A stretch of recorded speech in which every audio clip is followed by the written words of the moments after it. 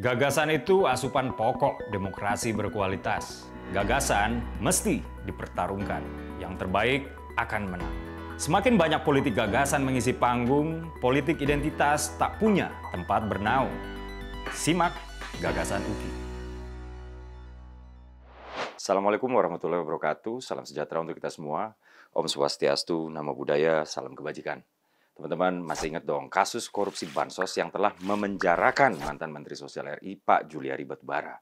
Iya, kader PDIP ini, apakah masih kader apa udah dikeluarin saya nggak tahu persis ya. Sekarang sedang menjalani proses hukum terkait skandal korupsi bantuan sosial untuk korban pandemi COVID-19 yang menjangkit dunia, termasuk Indonesia di saat itu ya.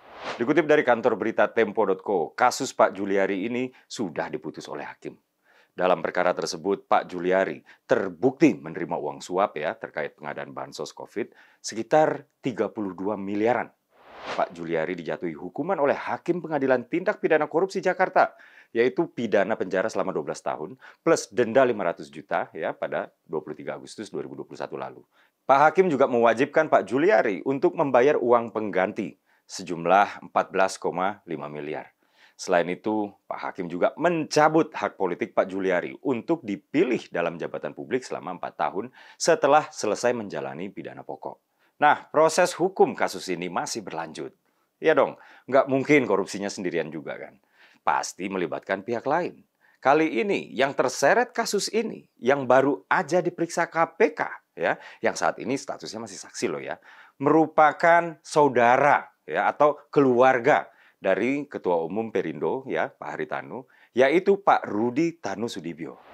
Dikutip dari kantor berita inilah.com, Bambang Rudianto Tanusudibyo diperiksa tim KPK ya terkait kasus dugaan korupsi beras keluarga penerima manfaat atau KPM, Program Keluarga Harapan PKH Kemensos RI.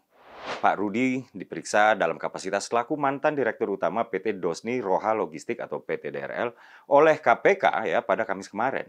Pak Rudi diperiksa penyidik mengenai dugaan kerjasama perusahaannya ya dengan PT Bandagara Reksa atau BGR untuk pendistribusian bantuan sosial atau bansos beras ya. Sementara PT Bandagara Reksa itu sendiri, Vice President dan Direktur Komersialnya sudah ditetapkan sebagai tersangka. Kepala Bagian Pemberitaan KPK, Pak Ali Fikri bilang, saksi hadir dan didalami pengetahuannya antara lain terkait dengan dugaan adanya kerjasama antara perusahaan si saksi dengan PT BGR untuk mendapatkan jatah distribusi bansos. Kata Pak Ali Fikri ya, Kamis atau kemarin. Sebagai catatan, KPK ya diberitakan oleh Republika sebelumnya juga udah memanggil Pak Rudi untuk dimintai keterangan ya mengenai kasus itu pada Rabu minggu lalu.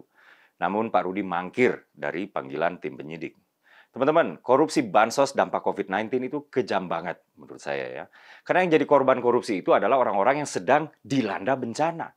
Orang-orang yang terdampak oleh COVID yang betul-betul merusak sendi perekonomian hampir seluruh rakyat Indonesia. Pak Jokowi sendiri udah mengingatkan berkali-kali. Bahkan sudah dengan nada mengancam ya, mengancam jajarannya supaya nggak korupsi, apalagi soal bansos. Dikutip dari kantor berita Kompas.com, Presiden Joko Widodo mengatakan, dalam kondisi krisis akibat pandemi COVID-19, rakyat sangat membutuhkan bantuan sosial. Sehingga penyalurannya semestinya dilakukan secara cermat dan tepat. Ini disampaikan Pak Jokowi saat merespons penetapan tersangka Menteri Sosial RI saat itu ya, Pak Juliari Batubara oleh KPK dalam korupsi bansos COVID-19 2020 lalu. Kembali kepada Pak Rudi. Saya sih berharap proses hukum yang menyeret keluarga dari nama besar Haritanu Sudibyo ini dapat diselesaikan secara seadil-adilnya. Dan apabila terbukti bersalah, dihukum seberat-beratnya. Hak rakyat untuk dapat bantuan dari negara, bantuan yang juga berasal dari pajak rakyat, telah dicuri saat rakyat lagi butuh-butuhnya, saat rakyat lagi tertimpa bencana. Saya Dedek Prayudi, wassalamualaikum warahmatullahi wabarakatuh.